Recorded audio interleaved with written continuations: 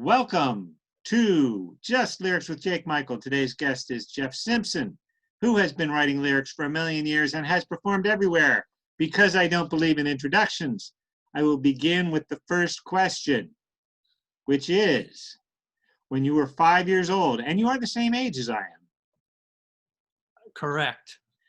What sort of music did you hear? What was in the air? What was, whether you were actually listening to it or whether it was just playing in the background? What did you hear when you were a little wee child? Yes. Well, in my early elementary school, I had my dad's influence, which was doo-wop 50s rock and roll and jazz, but I don't think he was really listening to much jazz until I was older.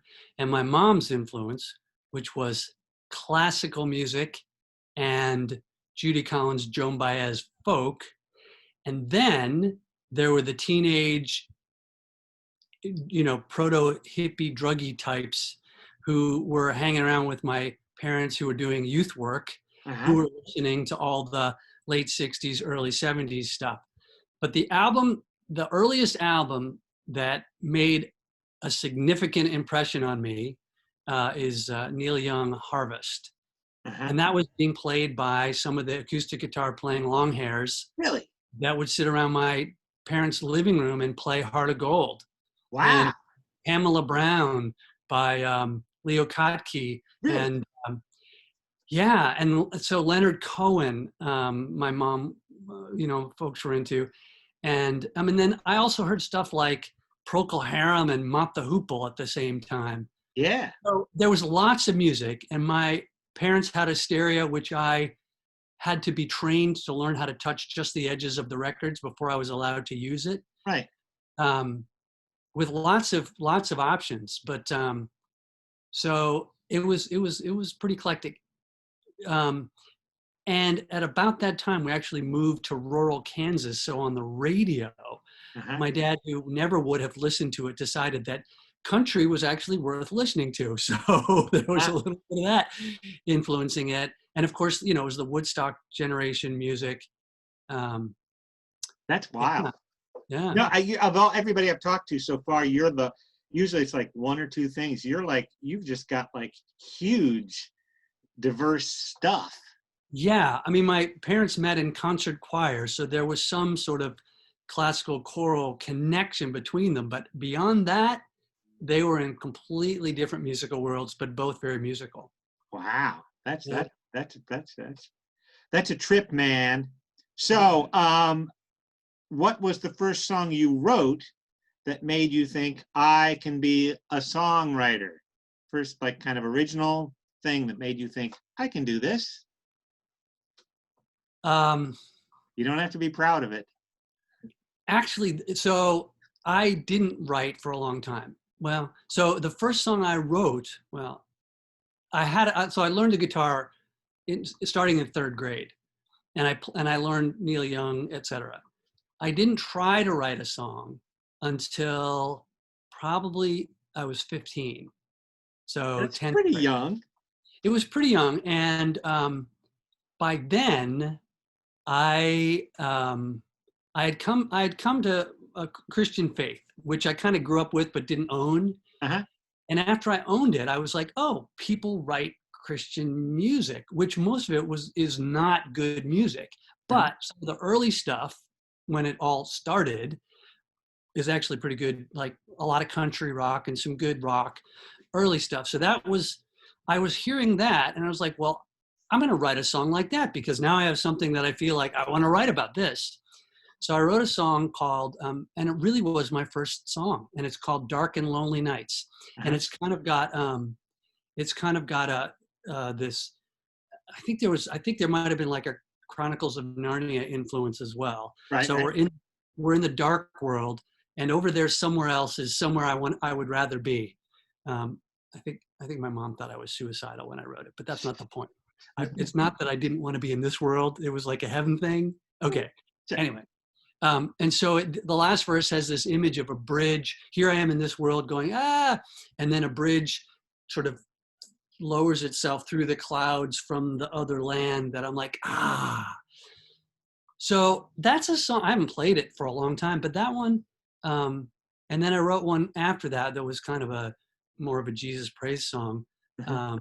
But yeah, that was my first song, but yeah, that was my first one. One of the things I find about Christian, whatever whatever style it is, a lot of the folks who do that, they're great. Uh, Some of them definitely are. yeah, but then lyrically, that's where it's a lot of it's just like I'm gonna lift something out of the Bible and use it, and that's kind of like that's really not that's stealing someone else's material in a sense, and it Yeah. always seems like the to me a lot of the Christian musicians they're really great technical musicians, but they don't really come up with anything. The lyrics is the weak part of it. Well, it's interesting because what I found, and obviously there's a whole genre, and I've mentioned the early stuff, which is the country rock stuff, um, and and then it got very pop, and now it's kind of got its own genre. It's kind of it's pop sounding, but it's not. I don't know it really well. Well, but there's also, there's all very different genres Yeah, of Christian music. I yeah, suppose that's probably true in India with Hindu music, but I don't know. it's like that always strikes me as though like if you're listening to like sort of hip hop stuff or heavy metal Christian stuff or Right. country, and it's like, and that's the thing that strikes me is it just seems like these people are really good musicians, but it always seems the lyrics to me kind of fail. Interesting. So I found that they're the praise songs, the ones that are about God or to God, and they could be sung by a group, Right. but they're sort of God directed. And then there are the songs that are I'm gonna give you some encouragement. So there's the encouragement and things to learn about the way to look at life kind of stuff. Yeah. And there are a few, and I really look for these that are outside of that kind of the industry, so to speak, but they're Right. still writing from a faith perspective, Right. and they're like, this is real life from my perspective as a Christian believer, and this is how I look at life. So I discovered those probably in college when it comes to U2 is the shining example, Or but Bruce Coburn, some of the Bruce Bruce Coburn Coburn, stuff I thought was. Canadian, and then some couple of lesser knowns that have really influenced me is a guy named Pierce Pettis from Alabama, and a guy named Brooks Williams, Yeah. who was in Massachusetts. Now I think he's living in England. But they're both people whose literary understanding and whose kind of biblical and faith understanding comes through in ways that you hear it and you go, that I appreciate. Even Van Morrison has a Yeah. lot of that kind of, and it's not just spiritual, it's actually Christocentric spiritual in a way that somebody who would recognize it would say, I know what he's talking about, but it doesn't fit the industry qualifications to sort of lock into that Yeah. field. I've always said, and for our viewers, for the thousands of people, we're both ministers' sons, so we grew up in the church here. And I always say the best hymns are the ones that never mention the name, they never have the word Jesus in them. And the best love songs are the ones that never have the word love in them. It's like Yeah. if you can say something Right. without literally saying, this is what this song is about. Right. And I think that goes for a lot of things. Like, I suppose, that's what I always thought. But I guess, like, sad songs, if you never say you're sad in a song, but that's what it is, that to me is always like, Yeah. that's the good thing. I've deviated. This is the first time I've deviated this far from the script. So but I don't get to talk about this to anybody. So next song, we have to do things quick, because in the internet, no one pays attention very long. So you have to move things on very quick. Except for the deviations, they love those. Oh, okay. It's 1964, and you want a job in the Brill Building. Do you know the Brill Building in New York, where all the songwriters, hit makers were, and you know Was that? being one of those? Yeah. Okay. Yes. This is 1964. I want to hire you to be a lyricist, because they had some people who were just lyricists. Give me a pitch. Why should I hire you? And this is you right now, not you in 1964, because in 1964, you were 1 year old. Right. Why do you want to hire me to write your lyrics? Well, yeah, you need this job. You need it bad, man. See, I don't know that this pitch would work, but it's the pitch that this is the one I'm holding on to. Okay. I'm trying to, like some of those people I mentioned, particularly Bruce Cockburn, I'm trying to be that voice that people that share some of my values and beliefs would say that I can relate to without being obvious. Uh-huh. I think of that song that Paul Stuckey wrote, I dig rock and roll music when the words don't get in the way. You know, and he said, but if you really say it, the radio won't play it, so you have to lay it between the lines. And so that's been an inspiration for me. That's something I want to do. I don't know that that pitch would have any appeal to anyone in the Brill Building. Maybe I should just keep that in my head and not actually say it. So other than that, I don't know what I'd actually say. Okay, good enough. So this is sort of, now that we go into the technical phase, songs, I look at songs as having sort of a narrative element, impression of various elements. What is a song? And I know you've got a couple of these. Songs with a strong narrative element, story, beginning, middle, and end. And I'm thinking of one, and I'll let you talk about ones that you think are strong as far as telling a story. Yeah, I've got a bunch that have got snippets of stories, but I don't know that they really, some of them resolve and end. Well, give it a wait. shot. There's one. Okay, there's the one, Gatwick. Isn't that the one you were thinking of? Okay. Right. So this is a song about the time I went to England to study for a year. Right. My brother drives me to the airport and says, we've been joking about a friend of his who was deported because he was over there playing music and making money. Yeah. And they kicked him out because he didn't have a work visa to do so. So he's like, yeah, I'll see you on Friday. Dropped me off at the airport. He actually saw me like on Wednesday because it was quick turnaround. I didn't have my visa in order. My student visa wasn't where it should have been in any case. And so they sent me back. So I tell the story about going over to England, getting detained, getting sent back, being in the detention room in the airport with people who were all but two in the room were citizens of what had once been a British colony. So there was a Russian and well, give us a little bit of the chorus. Okay, so in the room were Africans and Indians and me, two Eastern Europeans and Caribbeans, all sleeping on the benches in the light of the errors in our judgment sometime prior to the flight we each had taken to this land. I keep changing the key on you, I'm sorry. Right. Of the language that we all were speaking in. So right. This is what we all had in common, except for those two. We're all British, former British colonial descendants. Right. And they didn't want us, and they're like, eh. What I think like about that song, which is a really good example of a narrative, is in the last verse you talk about, first you tell your little story, and then in the last verse, you tell the story of like the rise and fall of the British Empire in one verse. So it's like, not only are you giving a narrative of your experiences, but you're also given this like history lesson. Oh, yes. And the chorus works for both your personal experience and the history lesson. So I think that's you get a gold star for narrative. Yeah, that's my narrativist song. Yeah. Gatwick. Now, on the other side, your strongest impressionistic song, and you've got a bunch of those, where it's like, I listen to them and I'm like, I don't know what he's talking about, but he's setting the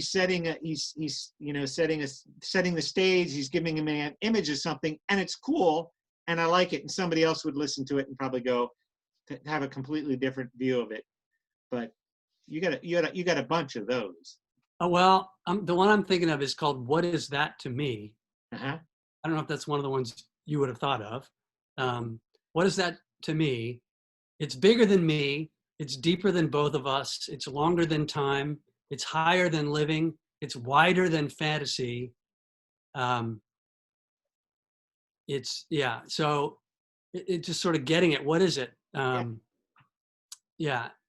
And I actually had somebody, I played that at an open mic, and someone came up to me afterwards. And so and the question I asked the chorus is, what is that to me? What is that to me? And she came up and said, what is that to you? And I said, it's love. I mean, right. it's divine love. It's unconditional love. And it's like, what is that to you? Like, hey, are you loved unconditionally? Do you care? I'm like, no. Or, wow, yeah, that makes an impression. So I don't know. Yeah, that's good. You've scored 2 strong points on this. We're not keeping score. Okay. Now, how about wordplay? Anything like rhymes within rhymes, or little tricky things, or a really good like illusion, not illusion. I might, but I'm not. So this is the only thing that's jumping to my mind when you ask. See, you should have given me the questions ahead of time. No. Okay.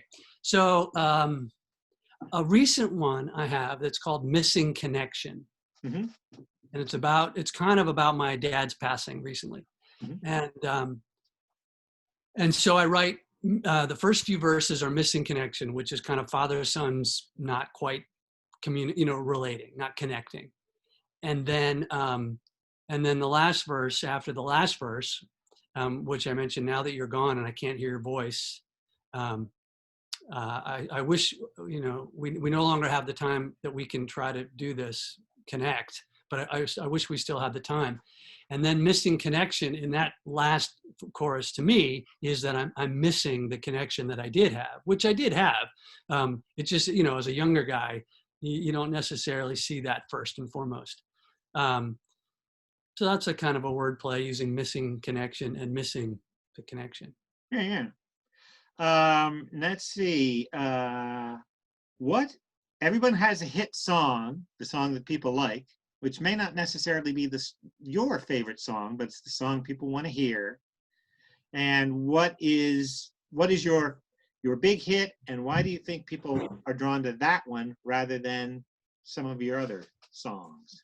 So it's one of my most recent that's gotten the greatest kind of quick response, and it's the other one I wrote about my dad, actually, and it's called "Pull the Plug." My dad said on a number of occasions, if I can't go out and play, if I can't do whatever the hell I want, pull the plug. In other words, if I'm ever on life support and I can't go outside, go on vacation, listen to music, and he had a whole list of all sorts of things, pull the plug. So it's the chorus is really catchy. It goes, outside and play. If I can't go outside and play, outside and play. If I can't go outside and play. Really singable, sing-alongable. If I can't have my way at the end of the day, don't keep me around for display. Just do as I say, pull the plug, don't delay. If I can't go outside and play. That's the pre-chorus to the first chorus.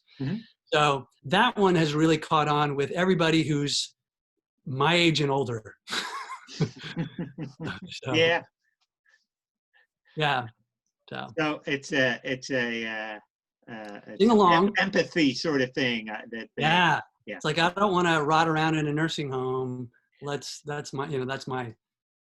the one that's gotten the most connection recently. Before that, Gatwick, which we mentioned because it's got a catchy chorus that I wasn't singing in the same key, was one that I got. And then in the sort of worship music realm, it's one that I didn't write the lyrics to. It's Ancient third century prayer called the Phos Hilaron, or O Gracious Light, that I put to music, and great ancient lyrics. So that would be the other one in that sort of realm. Yeah. All right, now we go into the embarrassment part. What critically panned song, musical group, or style of music are you embarrassed to admit that you like? Something that people would go, "Ooh, you like that?" And, yeah, you do. Because I tend to be a musical snob, and maybe come across that way, I don't really let myself go very far in that direction, though I don't know if They Might Be Giants would qualify, because they're good. Yeah. They're funny, they're quirky, they're good musicians, their words make you laugh. So that's not way out there. I mean, I don't have. I probably just I've suppressed them probably. I mean, I really, it's like, it's not like, I don't like, she's great. I know she's great, but I don't listen to Taylor Swift. So I don't know if, I assume she's great because I've heard bits. I've heard her. I've heard her. She's okay. Now here's the other one. What critically acclaimed song, musician, music group, or genre do you dislike? People say this is something you should like. But yeah, it's really funny. I had a conversation with my brother, who's a songwriter musician, who really likes lots of stuff. And I said, there are two that I really they just don't click with me, and I don't get it. And they're huge. And it's David Bowie and Prince. Okay. Just don't, it's like, eh. Yeah. They're the kind of people that if I hear somebody cover their songs, I might go, okay, that's a good song. Yeah. But when I hear them do it, I'm like, it's almost like, I get it. You know what people want, and you're giving it to them. So are you a sellout? No,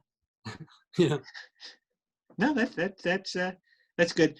Yeah, there's one, Diamond Dogs, David Bowie's Diamond Dogs, which I was never really impressed with. David Bowie for me was kind of like, yes, yeah, they're okay on the radio, but I was never really a huge fan of them. And but Diamond Dogs is like, Suicide Jack is a real cool cat, and he lives on the top of Manhattan Chase.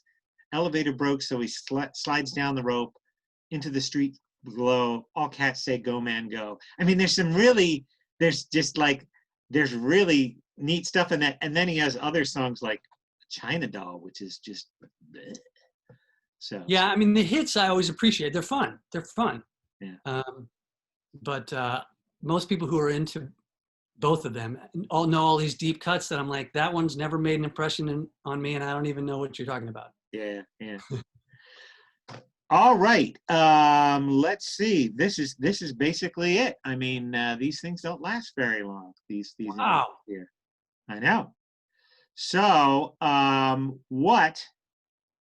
where can people hear your music online or other places that they might purchase or not purchase? Or are you actually playing anywhere? I'm not. I've done a bunch of songs online. Yeah. So I do have a website, which is Geoff, Geoff, JeffSimpsonMusic.com. And on there is a link to all my music you can get on Apple Music or iTunes, or whatever the equivalent of that is now, AmazonMusic.com. So I'm there. I've got stuff on YouTube. A lot of stuff that I've done during the pandemic, not a lot. I mean, there's a few songs that I've done are on YouTube, Geoff Simpson Music, I guess. Yeah.